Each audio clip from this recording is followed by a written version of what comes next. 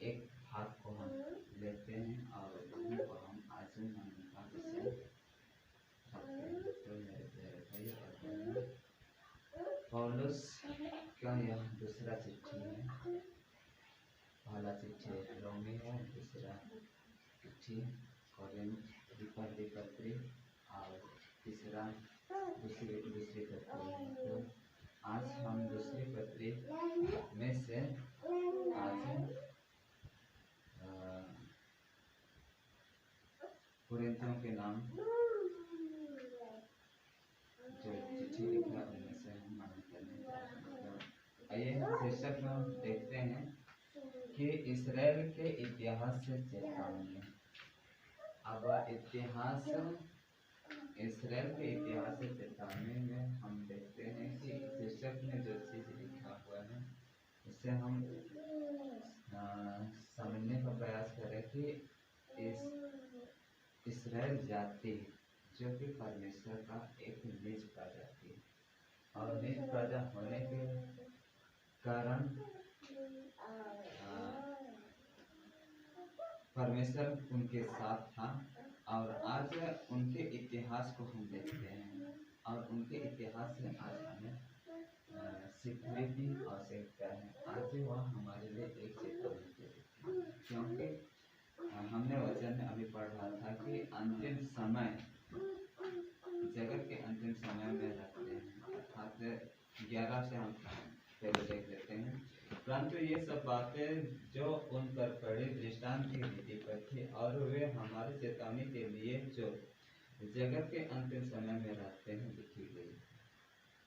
अर्थात इस्राएल जाति जब गोसेन में थे, सबसे पहले वे गोसेन में थे और गोसेन में वे रहते हुए वहाँ पर घर गए और वे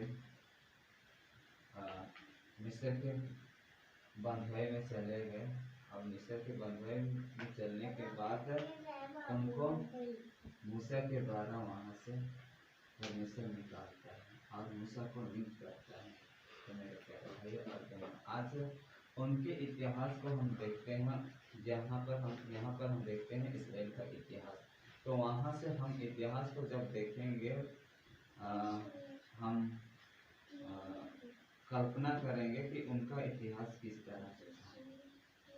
जब वहाँ पर वे थे मिस्र देश में, वहाँ बंधुआई में थे, तो जिस स्थान में थे वे गोसेन एक देश था या तो एक नगर था या तो एक बस्ती था। वहाँ पर वे रह रहे थे। तो वहाँ पर उनके बीच में कितना अत्याचार हुआ, हर प्रकार का दुख तकलीफ उनके बीच में आया, फिर भी परमेश्वर उनके साथ था। लेकिन जब निकलने का समय आया तो यहाँ पर हम देखते हैं वचन में कि मूसा का बपतिस्मा लिया। अर्थात वहाँ से निकले, समुद्र में आए। समुद्र में पार होने से पहले वे सूखी भूमि पार हुए, लेकिन वास्तव में वह समुद्र में होकर के वे पार हुए। अर्थात वे मर करके वे जीवित हुए।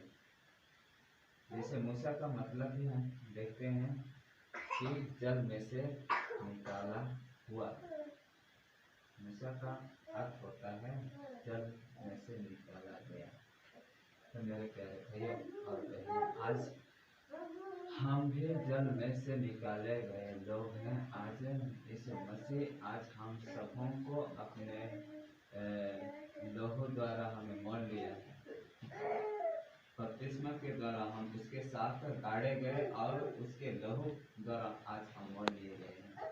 तो मेरे प्यारे भाइयों और बहनों, वचन को हम देखते हैं। हे भाइयों, मैं नहीं चाहता कि तुम इसे बात से अनजान रहो कि हमारे सब बाप दादे बादल के नीचे थे और सबके सब समुद्र के बीच से पार हो गए।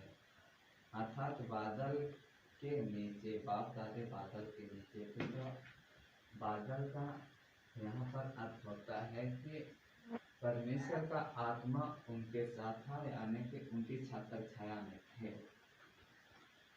और सबके सब समुद्र के बीच से पार हो गए।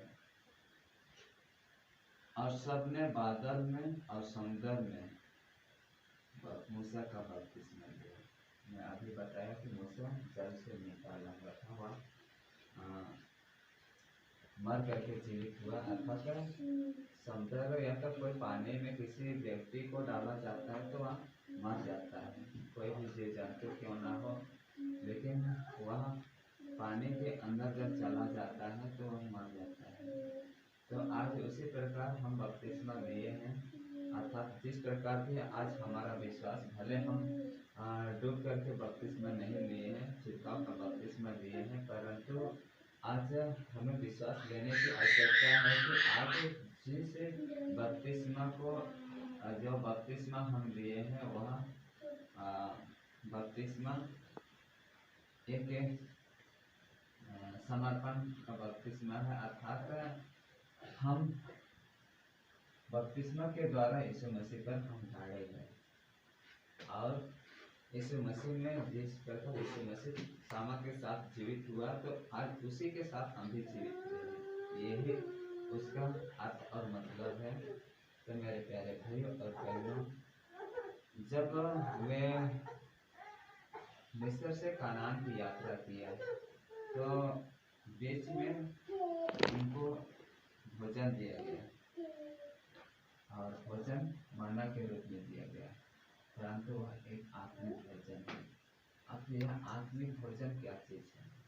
आत्मिक भोजन यही है कि आज एक ही भोजन अर्थात परमेश्वर का वचन या तो परमेश्वर का पुत्र यीशु मसीह, अर्थात जो कि हम पाते हैं बैतुलहम का मतलब रोटी का घर, और यीशु मसीह खुद कहता है कि मैं जीवन की रोटी हूँ, और वही रोटी आज हम खा रहे हैं, सब एक ही रोटी को खा रहे हैं। अर्थात यहाँ पर हम पाते हैं कि और सब ने एक ही आत्मिक भोजन किया और सब ने एक ही आत्मिक जल पिया, और क्योंकि उस आत्मिक जल से क्योंकि वे उस आत्मिक जल से पीते थे जो उनके साथ साथ चलती थी और वह चट्टान मसीह था। तो जल भी वही है, क्योंकि हम वचन पाते हैं यीशु मसीह जीवन का जल है। सामरी स्त्री को उसने कहा कि मैं जीवन का, मेरे पास है जो जल है, जब उससे तुम पियोगे तो तुम हमेशा प्यासी न होगे। और वह कहती है प्रभु मुझे वह जीवन का जल है।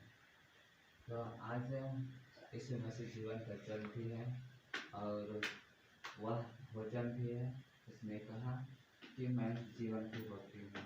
हम पाएंगे यूहन्ना 8:48 में लिखा हुआ है, वहाँ हम खोजेंगे तो पाएंगे। तो मेरे प्यारे भाइयों और बहनों, आज चट्टान वही है। आज जिस चट्टान को मूसा ने मारा अपनी लाठी से और वहाँ से पानी सोखा फूटने लगा और पानी बहने लगा और इस्राएली उस जल को पी करके तृप्त हुए, अर्थात यहाँ पर वह इंगित करता है कि जब मूसा अपने वचन के द्वारा, अर्थात लाठी जो उसे दिया गया था अगुवाई करने के लिए या तो चरवाहा का एक सिंबल अर्थात एक चिन्ह होता था,